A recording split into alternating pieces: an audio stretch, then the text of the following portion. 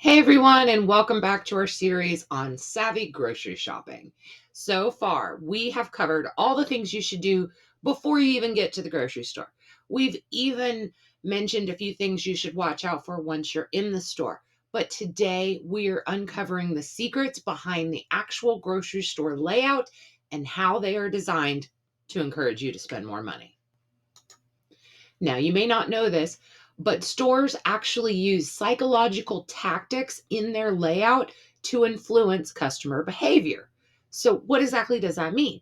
That means there are people that get paid big bucks to basically determine how our brains actually respond to different stimuli like visuals and smells and even things that we hear. And so, we're going to dive into some of the science behind these and why they make you spend more. Now, as soon as you walk in the store, there is typically a very large eye catching display, and it typically has seasonal items. Now, this is going to set the tone for your entire shopping experience and can totally lead to impulse buys. Perfect example. A couple weeks back, my local grocery store had a huge sale on apples, okay? And right when you walked in towards the produce section, they had this giant display of these 3-pound bags of apples. And they were marked for $5.99, which honestly wasn't actually on sale. That's their normal price. And I was standing there and I was just watching so many people walk in the door, go straight to that display, grab a bag of apples, put it in their cart, and keep on walking. And I was just mesmerized by this. Okay. And you know where I was during this whole time? I was standing over by where the loose apples are, the ones you bag yourself, because they were actually on sale for 99 cents a pound.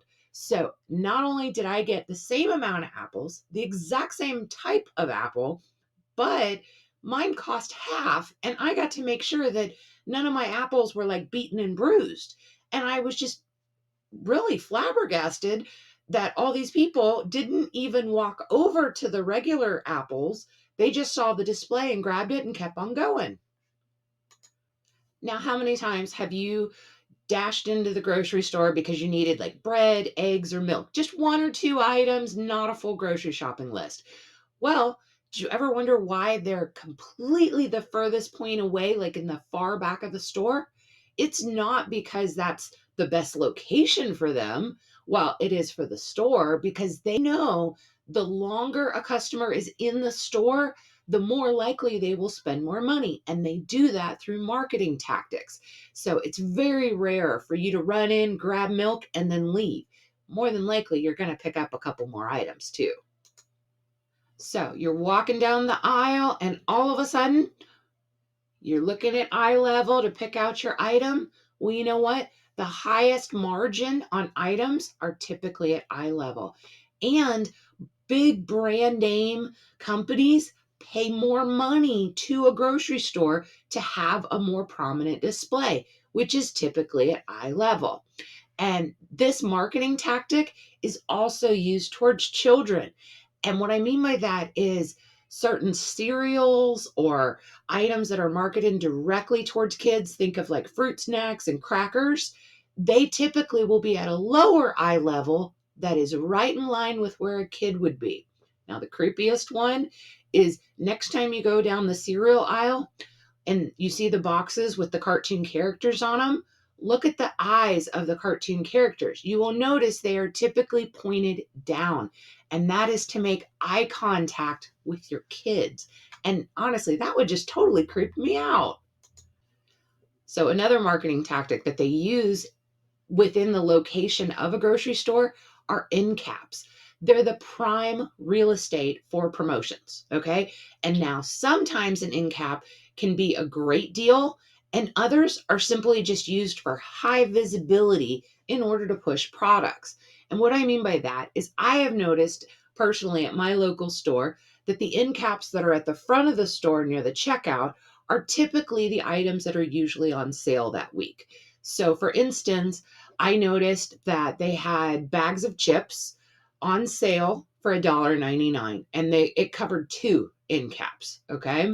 But then as I'm walking down, I noticed that a different brand of chips was on the back of the end caps. And that was the part that was back towards the meat section. And I looked at it and I realized that they've got a sign that says 2 for $6. And I said, that's funny. And sure enough, guess what the regular price of those chips are? Yeah, it was $2.99. So their sale was actually going to cost you a penny more. Now that may not seem like much, but if you walked from the front of the store and saw the chips, and then you walked and you saw them again, you're much more likely to go, oh, you know what? Chips sound good. Let me grab these. And then you'd actually be getting a horrible deal. So, how do we fight these marketing tactics? And honestly, people seem to think that the grocery store is providing you this generous service. And I don't understand that because honestly, grocery stores are worse in their marketing than the average car dealership. And you see people going to car dealerships with, backup and support to make sure that they get the best deal, but you don't ever see people bringing friends along with them to the grocery store to keep from being swayed into paying more. So, the biggest thing to combat this marketing is to go to the grocery store with a list, and a strategic list is even better. So go back and watch my earlier video about how to make that very strategic grocery list, and then just be aware that these tricks and marketing tactics are out there, and stay focused on what your actual needs are. So you've made it all the way through the store and you're waiting in line to check out. Well, guess what? This is the home of the impulse buy. I like to call this the snack or shiny object area, because typically at most stores, you're going to see two different items. You're going to see your snack items, and then you're going to see your shiny cartoon figured items. And it's for two reasons. If you're standing there with your kid, they're looking around and they spot, ooh, it's Blippy or it's Bluey or it's whoever. I gotta have it. The other one, though, is after you've been walking around the grocery store for a while, you're so focused on food, making choices about food, looking at food, it it's not surprising. You're going to be hungry or you're going to be thirsty. What better way than while you're standing in line to check out, you grab a soda or a bottle of water or a bag of chips?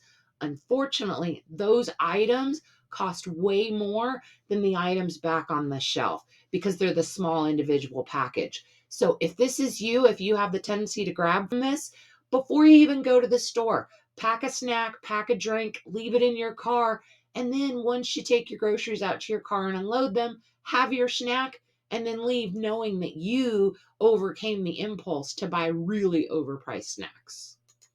So hopefully I've opened your eyes a little bit and given you some knowledge about how the store layout strategies are actually all set up to make you spend more, not to save more. So don't forget to subscribe for some more tips, and tell me about your own savvy shopping experiences and how you avoid the marketing and just the sales techniques to get you to spend more. Until next time, bye.